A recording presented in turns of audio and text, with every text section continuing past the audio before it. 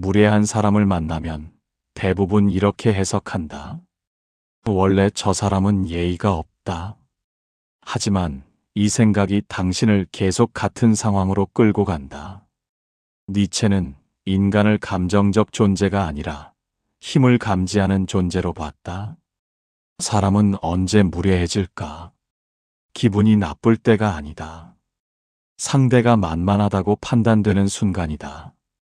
생각해보면 답은 간단하다. 그 무례한 사람은 누구에게나 그렇게 굴지 않는다. 상사, 영향력 있는 사람, 손해가 예상되는 대상 앞에서는 놀라울 정도로 공손하다. 즉, 무례함은 인격의 결함이 아니라 상대에 대한 평가 결과다. 여기서 대부분의 사람이 첫 번째로 잘못 대응한다. 상처받았다는 감정을 얼굴에 드러낸다. 말이 길어지고 설명이 많아지고 억울함을 증명하려 든다. 이 순간 상대의 판단은 굳어진다. 이 사람은 흔들린다. 무례한 사람에게 가장 큰 보상은 당신의 분노도 반격도 아니다. 감정이 움직였다는 신호다. 그 신호를 받는 순간 그는 같은 행동을 반복한다. 그래서 고급스러운 대응의 출발점은 의외로 단순하다. 무례함을 개인적인 모욕으로 해석하지 않는 것. 그것은 당신의 가치에 대한 평가가 아니라 그 사람의 계산이 빗나간 지점일 뿐이다. 이 구조를 이해하면 더 이상 즉각 반응할 이유가 사라진다. 당신이 바뀌는 게 아니라 상대가 판단을 다시 하게 만드는 단계로 들어가는 것이다. 무례함은 감정으로 상대할 문제가 아니다. 태도로 정리되는 문제다. 무례한 말을 들었을 때 사람의 몸은 먼저 반응한다. 표정이 굳고 말이 빨라지고 머릿속에서는 반박 문장이 폭주한다.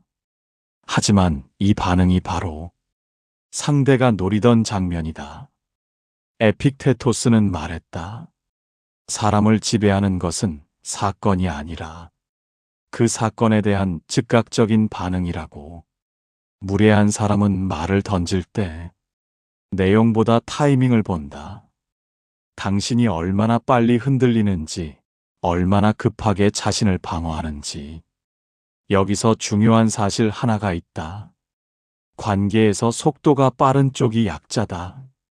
설명하려는 쪽, 해명하려는 쪽, 지금 바로 정리하려는 쪽이 이미 주도권을 잃은 상태다. 무례한 사람은 당신이 즉시 반응할수록 확신한다. 이 사람은 내가 건드릴 수 있다. 그래서 고급스러운 대응은 항상 한 박자 늦다. 바로 대답하지 않는다. 표정을 바꾸지 않는다. 침묵이 어색해져도 그대로 둔다. 이 침묵은 회피가 아니다. 상대를 관찰하는 시간이다. 그리고 그 짧은 공백 속에서 힘의 방향이 바뀐다. 쇼펜하우어는 인간은 설득되는 존재가 아니라 포기하는 존재라고 봤다. 상대가 공격을 멈추는 이유는 논리적으로 졌기 때문이 아니다. 더 이상 건드려도 얻을 것이 없다고 느끼기 때문이다.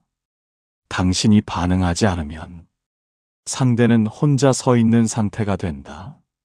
말은 허공에 떨어지고 무례함은 스스로 초라해진다. 이때 상대의 태도는 미세하게 달라진다. 말끝이 흐려지고 눈치를 보기 시작하고 다음 공격을 망설인다.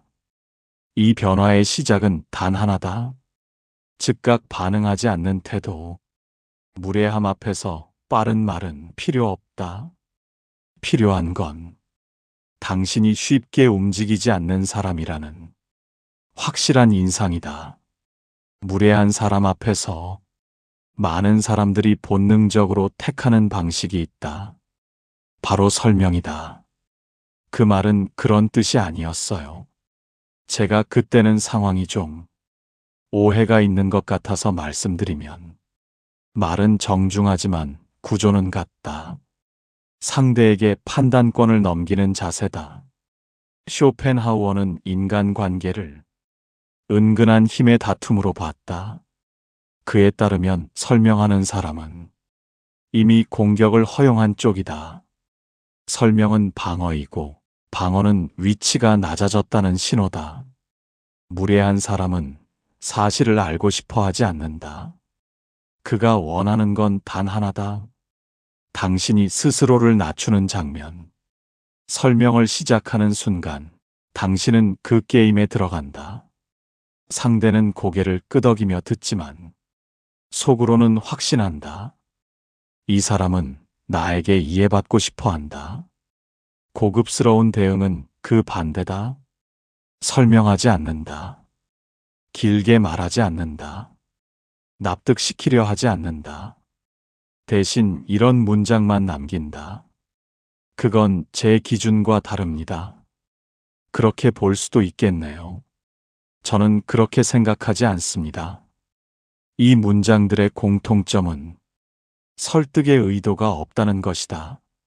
상대가 어떻게 생각하든 그 결과에 크게 관심 없다는 태도. 몽테뉴는 사람은 타인의 시선에서 자유로울수록 존재감이 커진다고 봤다.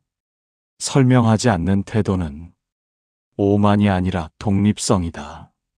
무례한 사람은 자신이 흔들 수 없는 대상을 만나면 본능적으로 힘을 뺀다.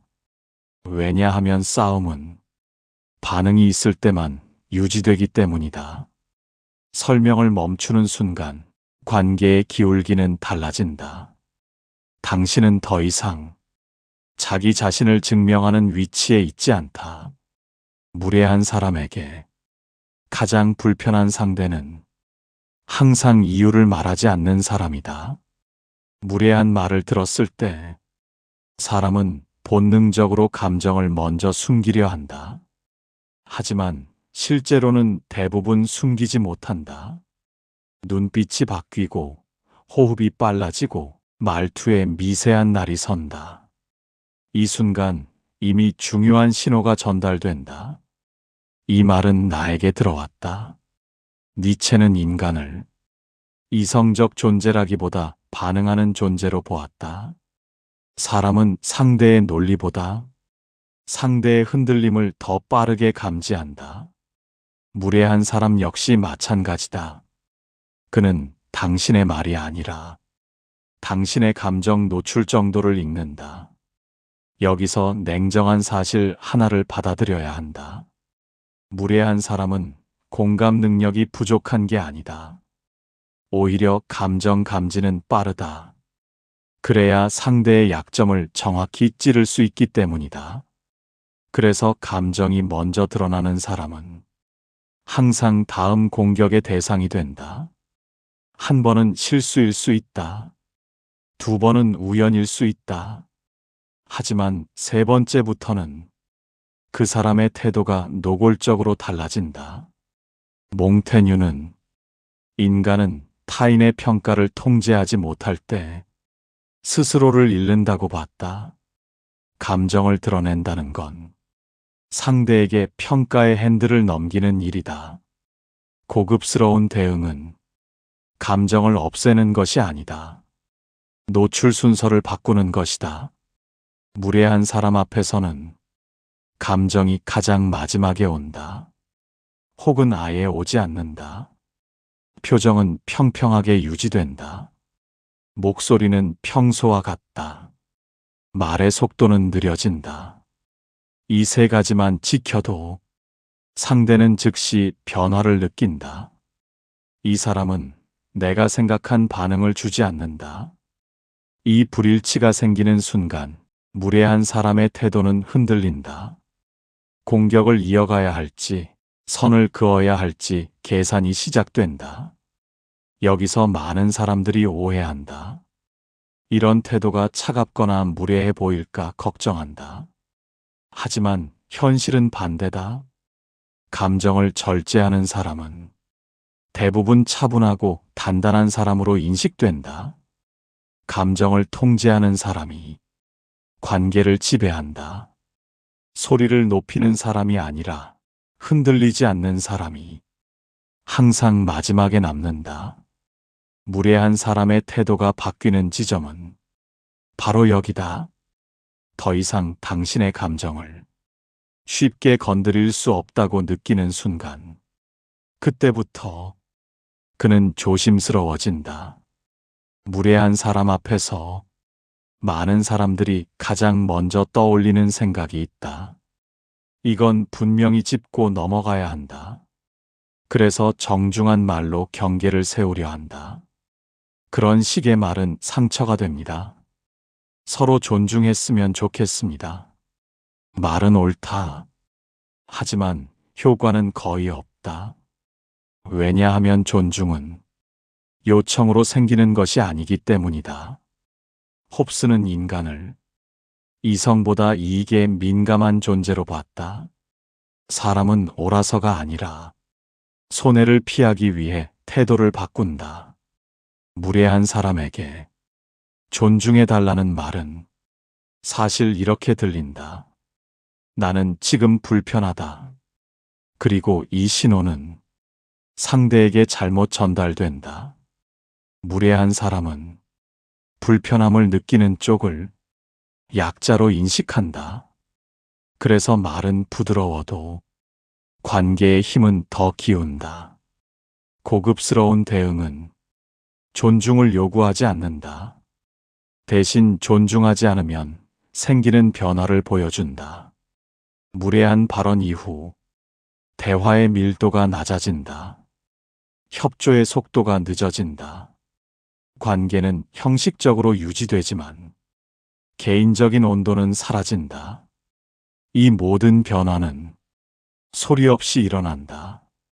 설명도 경고도 없다. 그래서 더 강력하다. 니체는 인간은 말보다 결과로 학습한다고 봤다. 무례한 행동 뒤에 아무런 손실이 없으면 그 행동은 반복된다. 하지만 무례함 이후 관계의 질이 눈에 띄게 떨어지면 상대는 계산을 시작한다. 이 행동을 계속해도 괜찮은가? 여기서 중요한 원칙이 있다.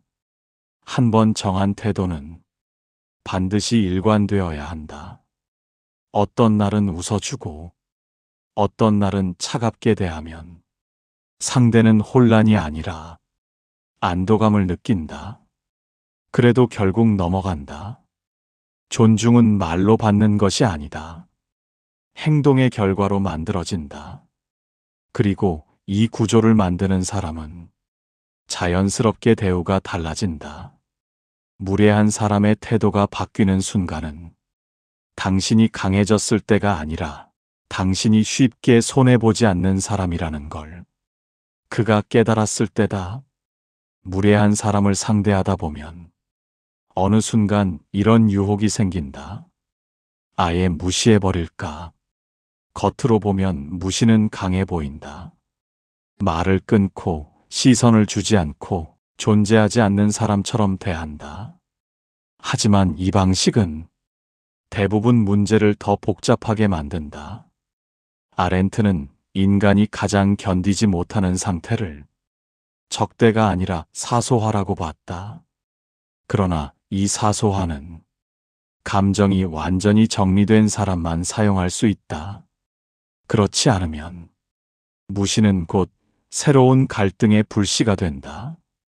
대놓고 무시하는 태도에는 늘 공격성이 섞여 있다.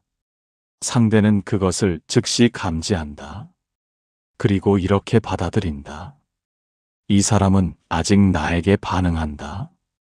그래서 무시는 종종 또 다른 무례를 불러온다. 상대는 더 큰 자극을 던져 당신의 반응을 끌어내려 한다. 고급스러운 대응은 무시가 아니라 품위 있는 축소다. 존재를 부정하지 않는다. 다만 중요도를 낮춘다. 업무적인 말만 남긴다. 사실만 전달한다.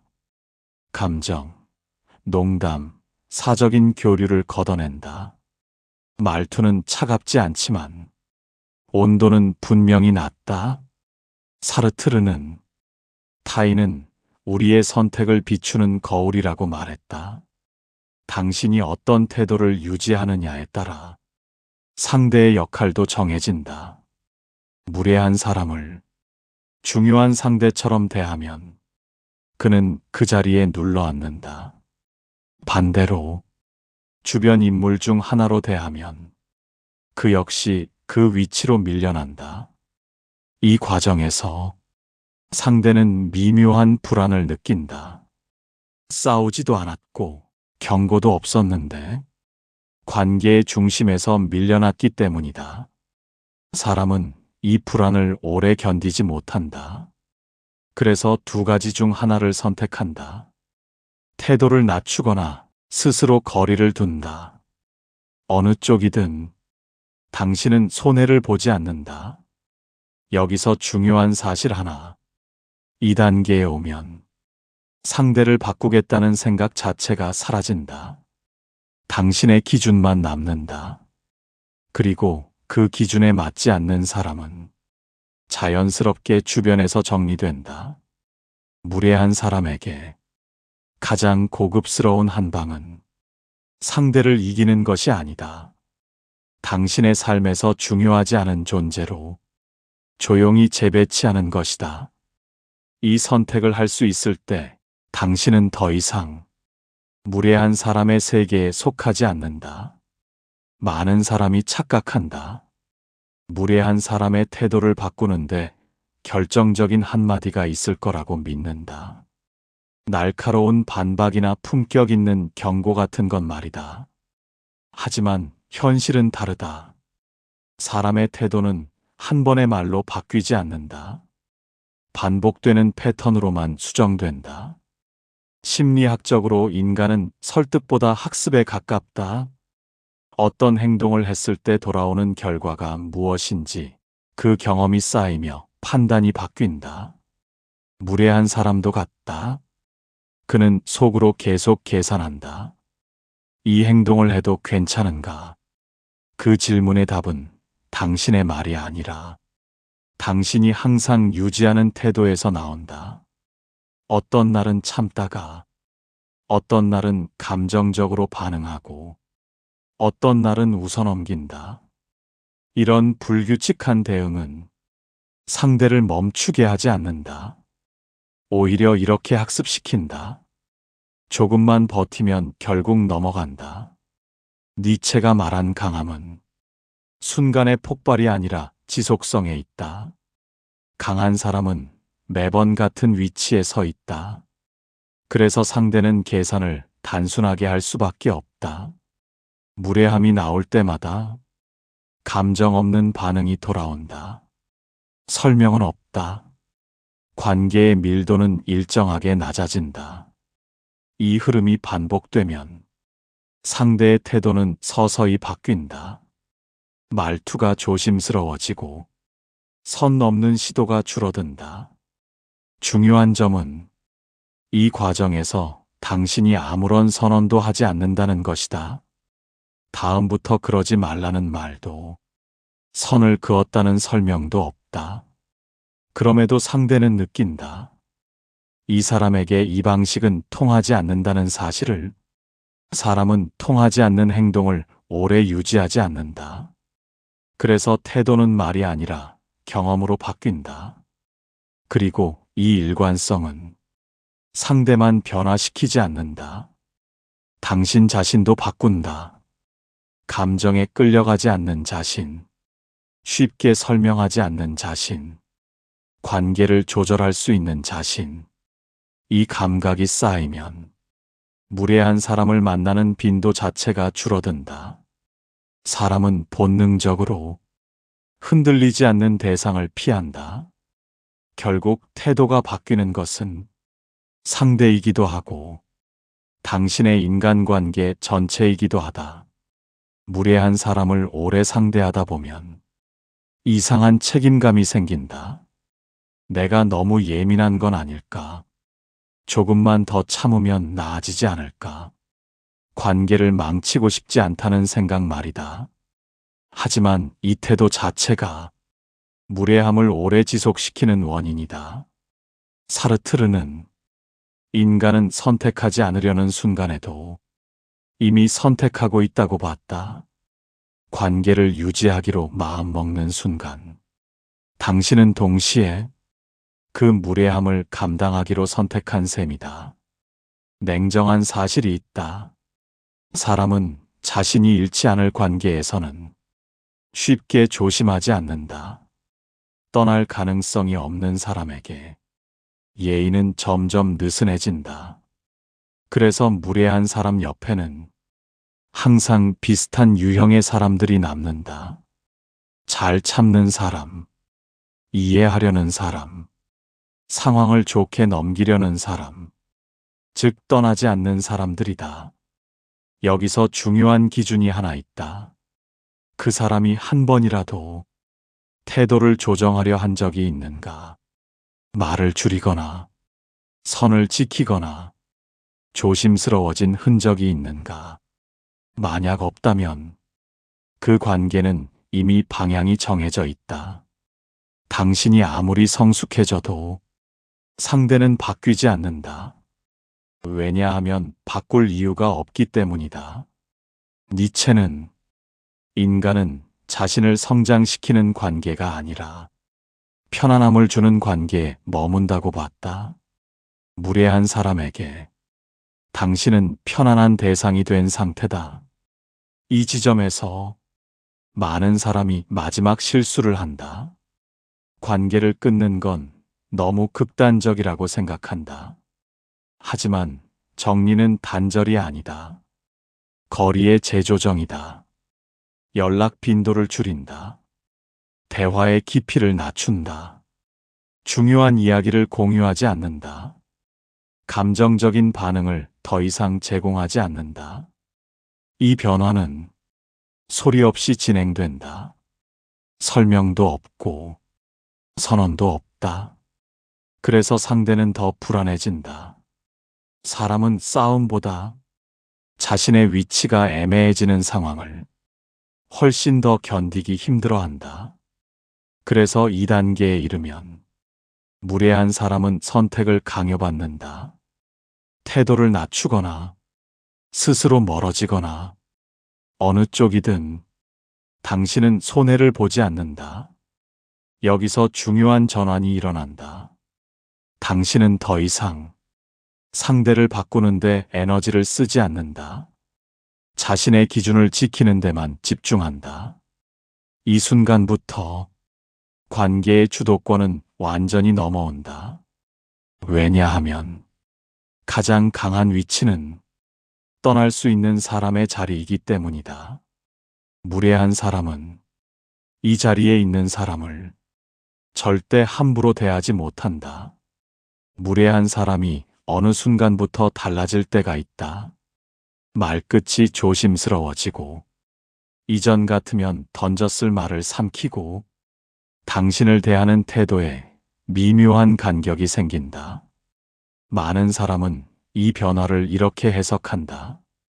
이제서야 나를 존중하기 시작했구나.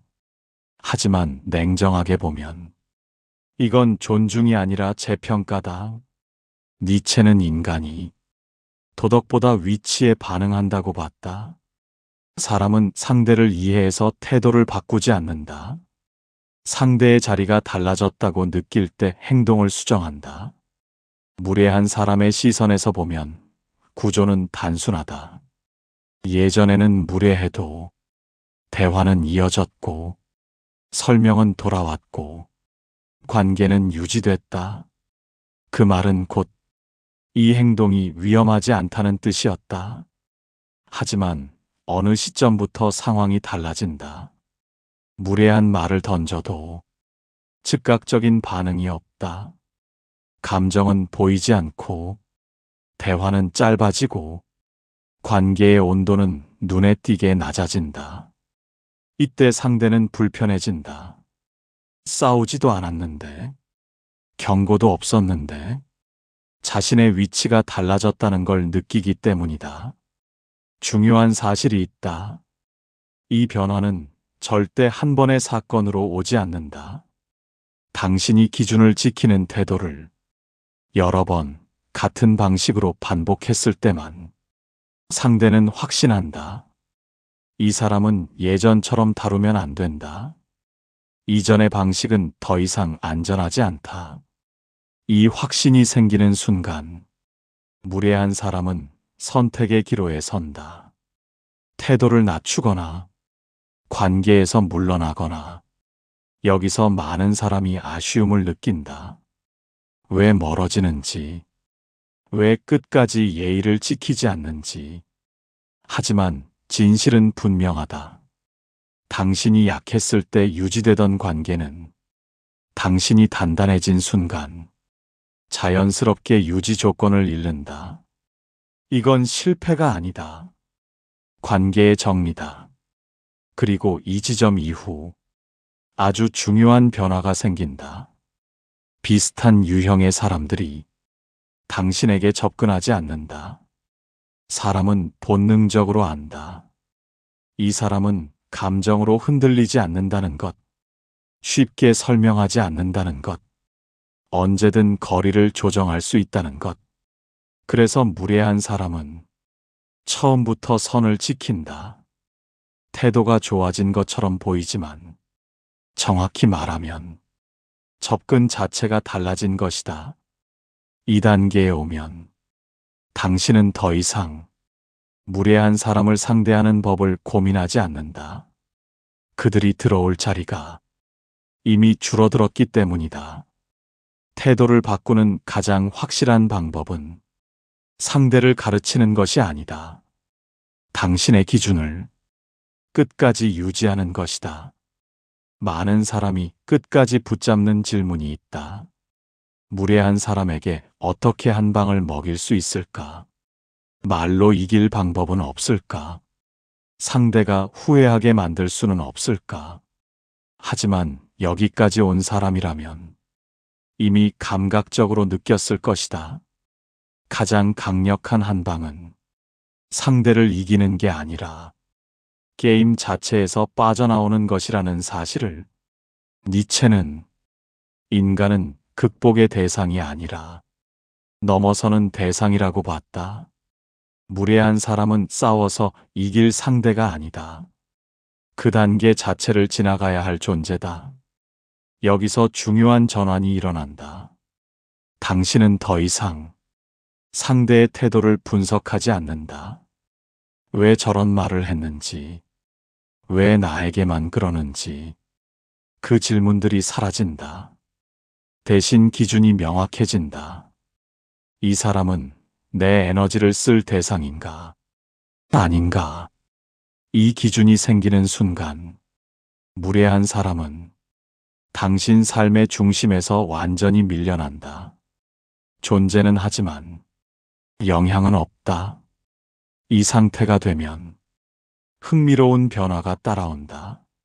무례한 사람이 갑자기 조심스러워지거나 괜히 말을 붙이거나 태도를 바꾸려 할 수도 있다. 하지만 그때도 당신은 흔들리지 않는다. 왜냐하면 이미 그 사람의 변화가 당신 삶에 중요하지 않기 때문이다. 이게 가장 고급스러운 한방이다. 상대를 바꾸지 않았는데 상대의 힘이 사라진 상태. 많은 사람이 이 단계를 차갑다고 오해한다. 하지만 사실은 정반대다. 이건 냉혹함이 아니라 자기 보존이다. 에너지는 유한하다.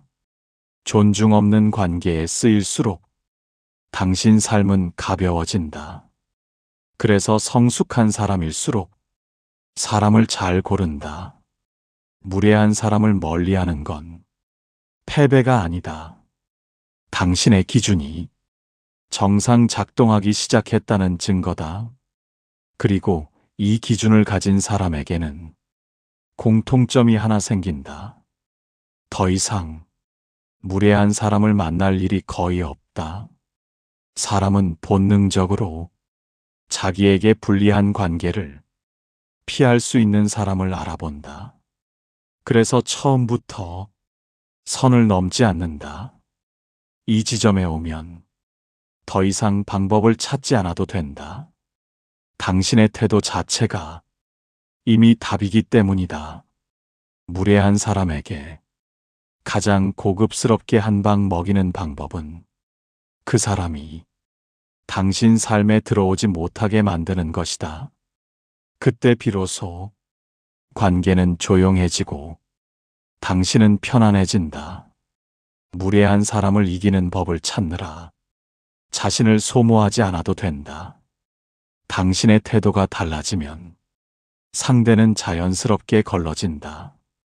이런 이야기가 도움이 됐다면 구독으로 같은 방향의 이야기를 이어가고 좋아요로 이 콘텐츠의 가치를 남겨달라.